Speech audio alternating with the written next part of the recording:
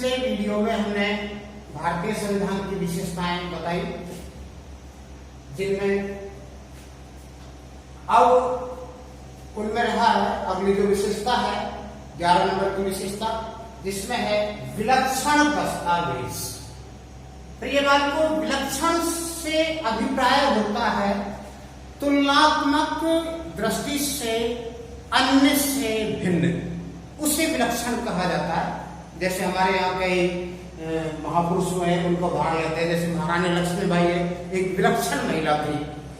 महाराणा प्रताप एक बहुत योद्धा थे जो अन्य की तुलना में विलक्षण थे। इसी तरह से इन उदाहरणों के आधार पर जब हम देखते हैं तो हमारा भारतीय संविधान का जो निर्माण किया है संविधान सभा ने, जो बुद्धिजीवी उसमें बैठे थे, उन्होंने इसमें ऐसे अधिनियमों को समायोजित किया है, संग्रह किया है, जिससे कि विश्व के अन्य संविधानों से हम कुछ अलग पहचान बना के रखें। इसलिए भारतीय संविधान को विलक्षण दस्तावेज कहा है, क्योंकि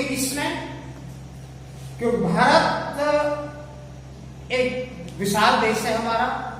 इसमें अनेकों जाति वर्ण संप्रदाय के लोग निवास करते हैं। उन सभी के हितों को ध्यान में रखते हुए तथा पड़ोसी राज्यों के हितों को ध्यान में रखते हुए, विदेश नीति को ध्यान में रखते हुए, राष्ट्रीय विकास की जो नीतियां हैं उनको ध्यान में रखते हुए हमारे भारतीय संविधान को एक इस तरह से बनाया है कि वो अन्य संविधानों की तुलना में एक अलग अपनी पहचान बनाए तथा सभी भारतीयों के हित में कार्य करें तथा सरकार के लिए जो भी नीतियां हैं वो इस तरह से उन्हें प्रभावित किया जाए कि प्रत्येक व्यक्ति को प्रत्येक सुविधा जो सरकार द्वारा दी जाती है वो मुहैया होनी चाहिए। इसलिए भारतीय संविधान में ऐसे उपबंधों का प्रावधान किया गया है जो विश्व के अन्य संविधानों में देखने को नहीं मिलता है। इसलिए भारतीय संविधान को एक विलक्षण दस्तावेज का है। दस्तावेज का सीधा सा अभिप्राय है कि जिसमें जो शासन करने की नीतियों का संग्रह है वो संविधान कहलाता है। शासन करने का जो तरीका है वो किस तरह की हमारी शासन व्यवस्था है, जिसमें कौन सी शासन व्यवस्था है जो वर्तमान में अधिकांश देशों में लोकतांत्रिक शासन व्यवस्था ही है। इसलिए हमारे संविधान निर्माताओं ने संविधान को निर्मित करने में अपने पूरी बुद्धिमत्ता एवं दूरदर्शिता का परिचय देते हुए इसे एक विलक्षण दस्तावेज के रूप में प्रस्तुत किया है। अगली जो है वह है एकात्मक व संघात्मक तत्वों का संयोग। प्रिय बालकों, भारत एक विशाल राज्य है। एक विशाल राज्य के लिए एक संविधान को लागू करना, एक संविधान के अनुसार शासन चलाना लगभग असंभव सा होता है। लेकिन हमारे बुद्धिजीवियों ने हमारे संविधान में इस तरह के प्रावधान किए हैं, उपबंध किए गए हैं, जिससे कि कैसी भी परिस्थिति हो भारतीय संविधान उससे निपटने में सक्षम है। जैसे जब सामान्य काल या सामान्य परिस्थितियां हो, उस समय हमारे भारत में, संपूर्ण भारत में संघात्मक शासन व्यवस्था को अपनाते हुए एक ही संविधान के अनुरूप सभी सरकारें कार्य करती हैं। संपूर्ण प्रशासनिक इकाई उसी के अनुरूप कार्य करती है। इसलिए भारतीय संविधान में संघात्मक स्वरूप दिखाई देता है, जिसके तहत वर्तमान स्थिति में अगर हम देखें तो 28 राज्य व 9 केंद्र शासित प्रदेशों में तथा पड़ोसी राज्यों के हितों में विदेश नीति को शिथिल बना करके हमारे संविधान में संघात्मक स्वरूप को दर्शाया गया है। अगला है कि एकात्मक स्वरूप भी ग्रहण करता है जब हमारे देश के ऊपर कोई ऐसी विषम परिस्थिति आ जाती है आपातकाल जैसे परिस्थिति आ जाती है, कोई पड़ोसी राज्य या देश में ही कोई उपद्रव उत्पन्न हो जाता है, उस समय हमारा संविधान एकात्मक स्वरूप धारण कर लेता है। जैसे कि संविधान के भाग 18 में आपातकालीन उपबंधों का प्रावधान किया गया है, जिसके तहत अनुच्छेद 352 के तहत जब देश के ऊपर सशस्त्र विद्रोह या आक्रमण या युद्ध जैसी स्थिति उत्पन्न होने पर हमारी संसद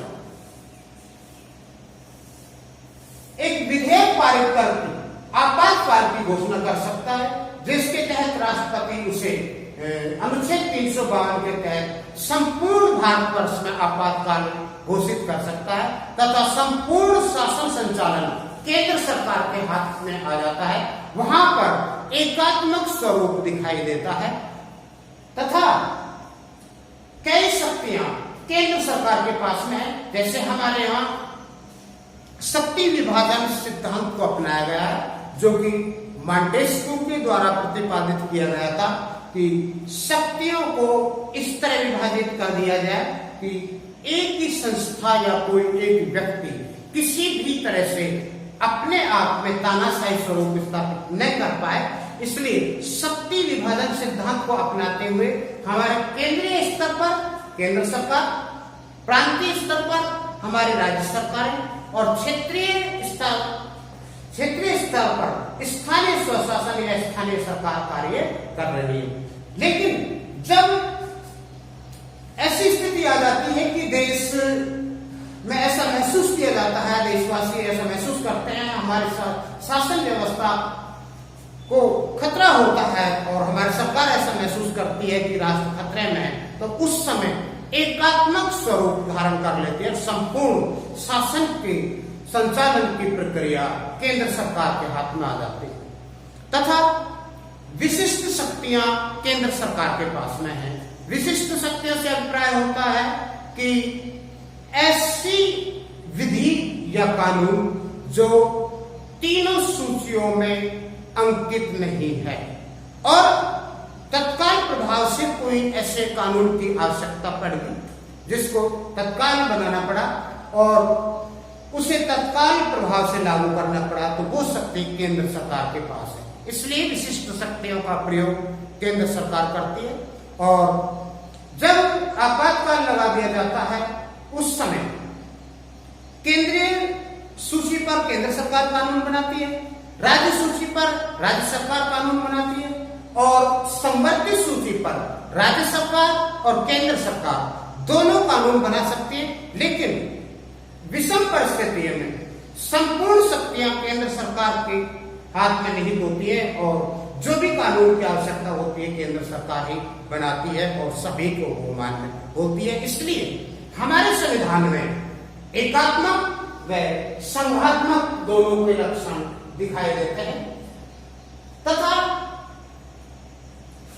एकात्मक स्वरूप का दर्शाते हुए अखिल भारतीय सेवाओं का संगठन, तो हमारे यहां पर जो प्रशासनिक इकाई है उसमें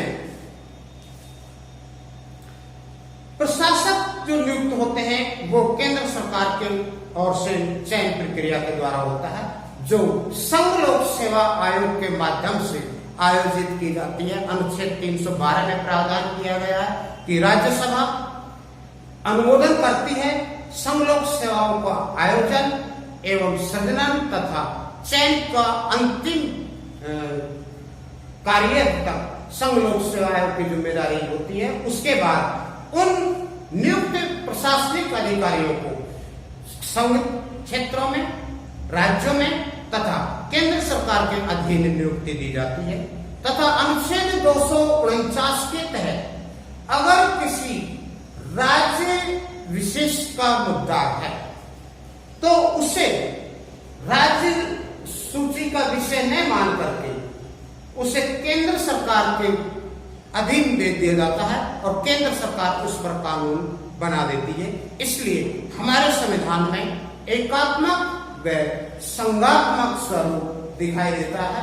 एक साधारण उदाहरण है कि हमारे एकात्मक स्वरूप ये भी है कि हमारे संपूर्ण भारतवासियों के लिए एकल नागरिकता का प्रावधान किया गया, जो मैं अभी बताऊंगा आपको कि गहरी नागरिकता कि वह हमारे कोई भी व्यक्ति, कोई भी बच्चा किसी भी राज्य क्षेत्र या केंद्रीय क्षेत्र में, केंद्र सरकार या राज्य में या किसी भी केंद्र शासित प्रदेश में जन्म ले, लेकिन वो भारत का नागरिक होगा, उस राज्य क्षेत्र विशेष की उसे कोई अलग से नागरिकता प्रदान नहीं की जाएगी।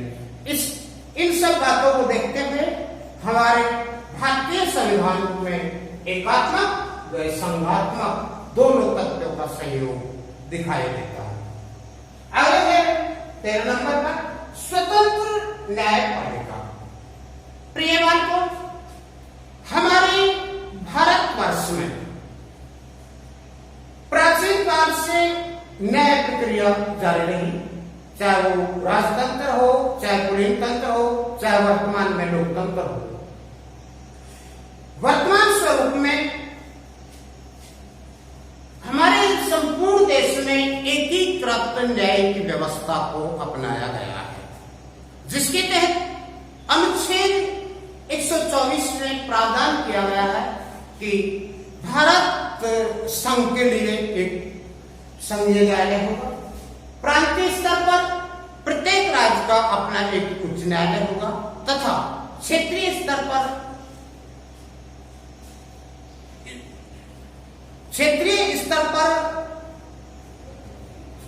जिला एवं सत्र न्यायालय होंगे। इस तरह संपूर्ण भारत में एक एकीकृत न्याय व्यवस्था को अपनाया गया है, जो प्रत्येक राज्य में तथा प्रत्येक जिले स्तर पर व्यवस्थित है तथा अनुच्छेद 124 में स्पष्ट प्रावधान किया गया है कि हमारे न्यायपालिका को किसी भी तरह का न्यायिक क्षेत्र में कोई भी संस्था या व्यक्ति विशेष उससे प्रभावित नहीं करेगा, उसके निर्णय को प्रभावित नहीं करेगा, कोई प्रभाव नहीं डालेगा, स्वतंत्र रूप से अपना कार्य करेगी।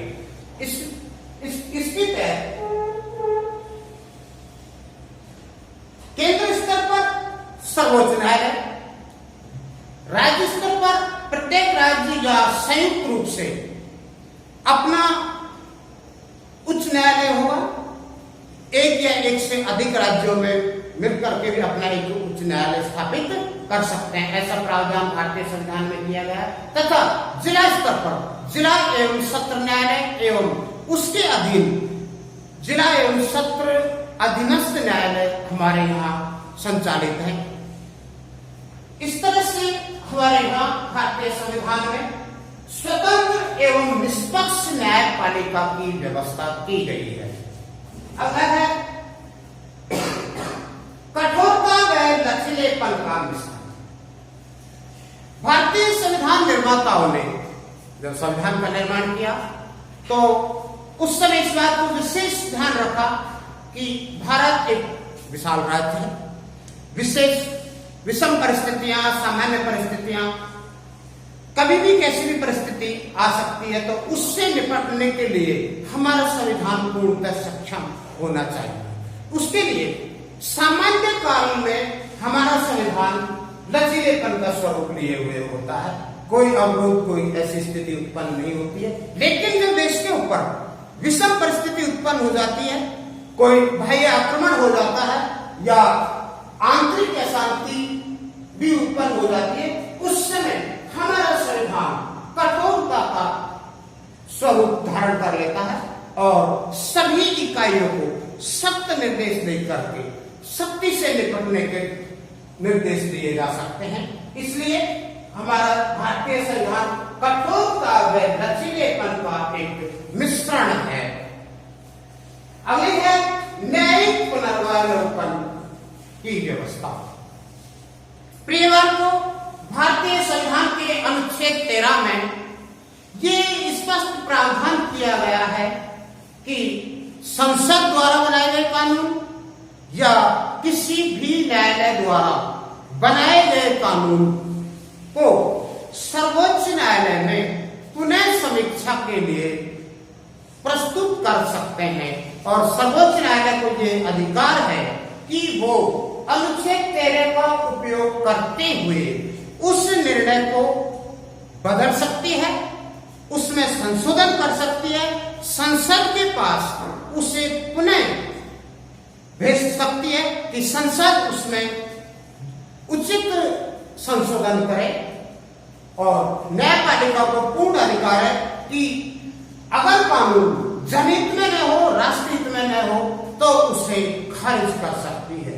जैसे अभी तत्काल उदाहरण के तौर पर 2014 में मोदी सरकार ने राष्ट्रीय न्यायिक आयोग नियुक्त किया, सर्वोच्च न्यायालय ने उसे सही नहीं मानते हुए खारिज कर दिया, उस आयोग की मान्यता समाप्त कर दी। इस तरह हमारे सर्वोच्च न्यायालय को न्यायिक पुनर्वलोकन की शक्ति प्राप्त है। 16 नंबर है विश्व शांति का समर्थन। प्रिय बच्चों, जब हमारा संविधान बनाया गया तो इस बात को विशेष ध्यान रखा गया कि पड़ोसियों के साथ हमारे अच्छे संबंध बने रहने चाहिए। उसके लिए अनुच्छेद 51 में विदेश नीति का उल्लेख किया गया है। उसमें स्पष्ट कहा गया है कि भारत किसी भी राष्ट्र के आंतरिक मामलों में कोई हस्तक्षेप नहीं करेगा तथा किसी दूसरे राष्ट्र के द्वारा भारत के आंतरिक मामलों में अगर हस्तक्षेप किया जाता है तो उसे भारत स्वीकार नहीं करेगा। तथा विदेश नीति में ऐसे प्रावधानों को लिया जाए जैसे पंचशील का सिद्धांत। हमारे जो विदेश नीति है वो 5 सिद्धांतों पर आधारित है। गुटनिरपेक्षता का सिद्धांत कि हमारे जो देश है वो किसी भी ऐसे गुट में सम्मिलित नहीं होगा जिसका उद्देश्य सैनिक या युद्ध जैसी स्थिति उत्पन्न करना हो। हम हमेशा शांति चाहते हैं और ऐसे समूह या गुट में ही सम्मिलित होते हैं जो शांति एवं राष्ट्रीय सेवा या विश्व सेवा के लिए कार्य करते हैं, जैसे कि संयुक्त राष्ट्र संघ है और हमारे यहाँ सार्क है, एशियान है, जिनका उद्देश्य आर्थिक, राजनीतिक एवं सामाजिक क्षेत्र में उन्नति एवं विकास करना है। इसलिए भारत हमेशा शांति का अग्रदूत बनकर के कार्य करता है और हमेशा विश्व शांति कायम करने का प्रयास करता है। और जब भी समय आया है भारत ने अपना शांति के रूप में ही परिचय दिया। अगला है आपातकालीन उपबंध। प्रिय बच्चों, संविधान के भाग 18 में आपातकालीन उपबंधों का प्रावधान किया गया है जो 3 है। अनुच्छेद 352, जब हमारे देश के ऊपर कोई सशस्त्र विद्रोह या आक्रमण या युद्ध जैसी स्थिति उत्पन्न हो जाती है तो राष्ट्रपति को ऐसा महसूस होता है कि हमारा देश खतरे में है। उस समय राष्ट्रपति को यह पूरा अधिकार है कि वो अनुच्छेद 352 के तहत देश में आपातकाल लगा सकता है, अनुच्छेद 352 के तहत। दूसरा है इसी में अनुच्छेद 356। हमारे यहाँ 28 विधानसभाएं कार्यरत हैं। अगर किसी भी राज्य की विधानसभा अल्पमत में आ जाती है, कार्य संचालन में विफल रहती है, शासन संचालन में विफल रहती है, अपना शासन सही तरीके से नहीं चला पाती है, तो उस राज्य के राज्यपाल को ये सीधा अधिकार प्राप्त है कि राष्ट्रपति को अनुमोदन करे, इस बात का लिखित सूचना दे कि उपरोक्त राज्य की राज्य सरकार शासन संचालन में विफल है तथा तत्काल प्रभाव से यहाँ पर विधानसभा को निलंबित करके राष्ट्रपति शासन स्थापित किया जाए, लगाया जाए। यह अनुच्छेद 356 के तहत प्रावधान किया गया। इसीलिए तीसरा है वित्तीय आपातकाल। अनुच्छेद 360 में स्पष्ट प्रावधान किया गया है कि अगर राष्ट्र की अर्थव्यवस्था खतरे में है, संपूर्ण राष्ट्र आर्थिक दृष्टि से खतरे के दौर से गुजर रहा है, जिसमें मुद्रास्फीति की स्थिति आ जाती है। मुद्रास्फीति से अभिप्राय होता है कि मुद्रा के मूल्य में अचानक अत्यधिक गिरावट आ जाना और उस मुद्रा के बदले में हमें वस्तुएं उपलब्ध न होना और मुद्रा के मूल्य का महत्व ही घट जाना या समाप्त हो जाना जैसी स्थिति आ जाती है। तो उस समय राष्ट्रपति अनुच्छेद 360 के तहत राष्ट्र के ऊपर राष्ट्रीय वित्तीय आपातकाल घोषित कर सकता है अनुच्छेद 360 के तहत। लेकिन अभी तक कई बार स्थितियां आई है भारत में, लेकिन हमारे सरकार ने बहुत धैर्य से काम करते हुए उन विषम परिस्थितियों से निपटे। जैसे 8 नवंबर 2016 को नोटबंदी की उस समय की स्थिति आई। अब इस समय वर्तमान में देश महामारी से गुजर रहा है, लेकिन फिर भी सरकार पूरा सहयोग कर रही है जनता का। तो इस प्रावधान से भारत सरकार अभी तक बची हुई है, अभी तक इसका उपयोग नहीं किया गया। लेकिन संविधान में स्पष्ट उल्लेख किया गया है कि अगर देश के ऊपर वित्तीय आपात आ जाता है तो राष्ट्रपति को अनुच्छेद 360 के तहत वित्तीय आपात घोषित करने का पूरा अधिकार प्राप्त है। अगली है विशेषता इकहरी नागरिकता। प्रियवार को इकहरी नागरिकता से अभिप्राय है कि संपूर्ण भारतवासी भारत का नागरिक, चाहे वो किसी भी राज्य क्षेत्र में, किसी भी केंद्र शासित प्रदेश में कहीं भी जन्मा हो, जन्म लेने के साथ साथ ही उसे स्वतः ही भारत की नागरिकता प्रदान कर दी जाएगी। ये संविधान के अनुच्छेद 5 से 11 और भाग 2 में प्रावधान किया गया है नागरिकता संबंधी, जो कई उपबंध उसमें है। लेकिन जो मूलतः भारतीय हैं उनको स्वतः ही भारत की नागरिकता प्रदान कर दी जाएगी, प्राप्त हो जाएगी, उन्हें नागरिकता का और जन्म प्रमाण पत्र दे दिया जाएगा। ऐसा संविधान में प्रावधान किया गया है।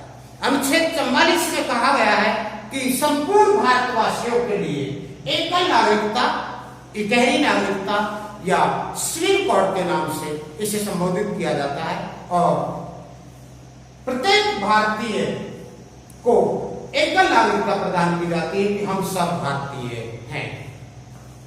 उसके बाद अगला है अब अगली हमारी जो भारतीय संविधान की विशेषता है 19 नंबर की, वो है लोक कल्याणकारी राज्य की स्थापना। प्रियवार को संविधान निर्माताओं ने बहुत ही विशेष गौर किया इस बात पर और मुख्य जो बिंदु रहा वो यही रहा कि संविधान शासन संचालन के लिए बनाया जाता है, लेकिन प्रत्येक नागरिक के हित और संरक्षण को विशेष ध्यान में रखा गया कि हमारा जो संविधान है उसमें इस तरह का प्रावधान किया जाए, इस तरह की व्यवस्थाएं की जाए कि हमारा देश का कोई भी नागरिक किसी भी राष्ट्र की सेवाओं से, राष्ट्र की सुविधाओं से, जन कल्याण की जो योजनाएं हैं उनसे वंचित नहीं रहना चाहिए। इसलिए अनुच्छेद 38 में कहा गया है कि राज्य राष्ट्र के प्रत्येक नागरिक के कल्याण के लिए कार्य करेगा, उसके हित और संरक्षण को ध्यान में रखते हुए उसे रोजगार भी मुहैया कराएगा। इसलिए अनुच्छेद 37 से लेकर के अनुच्छेद 43 तक लोक कल्याणकारी योजनाओं का प्रावधान किया गया है, जिनमें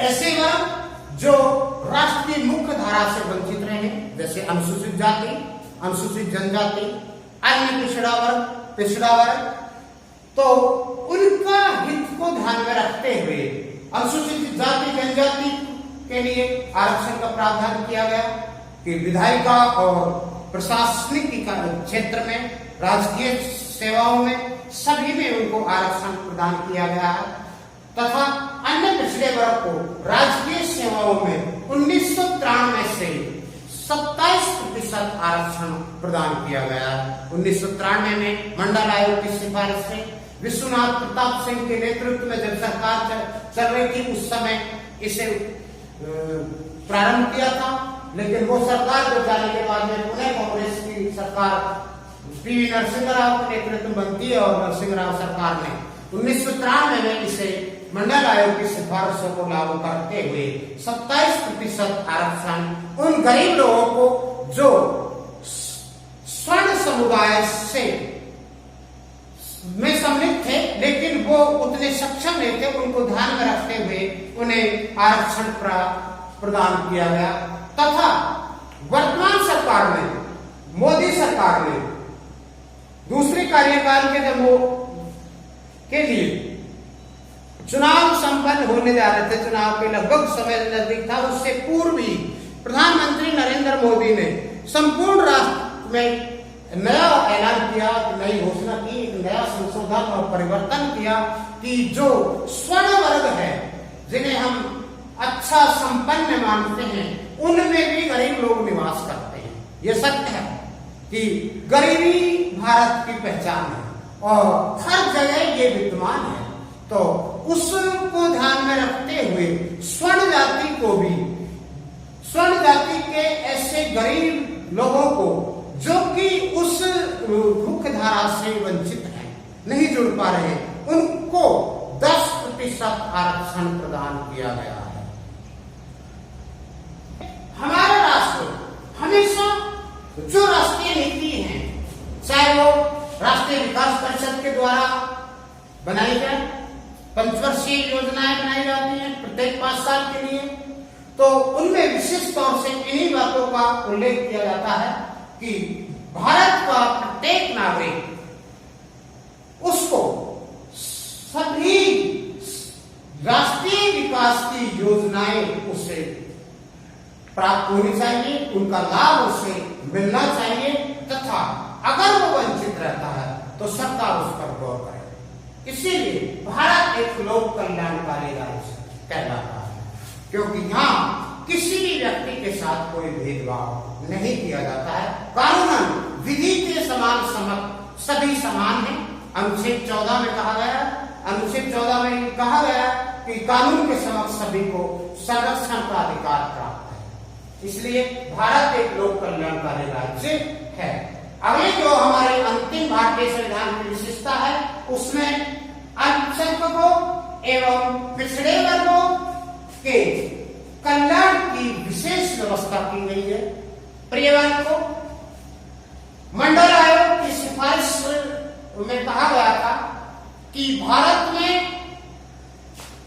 बहुत सी जातियां हैं, अनेकों जातियां हैं, उनमें आज भी ऐसे लोग हैं जो राष्ट्रीय मुख्यधारा, हमारे भारतीय संस्कृति, इन सबसे बहुत दूर है। उनको जानना पहचानना तो क्या, उनके बारे में सुना भी नहीं हुआ। तो ऐसी स्थिति को देखते हुए सरकार का पहला दायित्व बनता है कि वो उस व्यक्ति का उत्थान करे जो सबसे नीचे गिरा हुआ है। इस बात को देखते हुए सरकार ने एक नई योजना प्रारंभ की कि जो पिछड़ा वर्ग है, अल्पसंख्यक वर्ग है, जिनका बहुसंख्यक के सामने अपना प्रभाव कम है, उनको प्रभावशाली स्थिति में लाने के लिए अनेकों संस्थान, शैक्षणिक संस्थान खोले जहां पर उनके बच्चे पढ़ सकते हैं। निःशुल्क आवास, निःशुल्क चिकित्सा, निःशुल्क शिक्षा आदि का प्रावधान करके अनुच्छेद 29 और 30 में स्पष्ट प्रावधान किया गया है कि इन वर्गों का हित को ध्यान में रखते हुए इनका विकास, उत्थान और संरक्षण विशेष तौर से इन पर गौर किया जाएगा तथा सभी भारतीय वासियों को एक मुख्य राष्ट्र धारा से जोड़ने का पूरा प्रयास भारत सरकार करेगी। इसके लिए हम सब दृढ़ संकल्प हैं। धन्यवाद।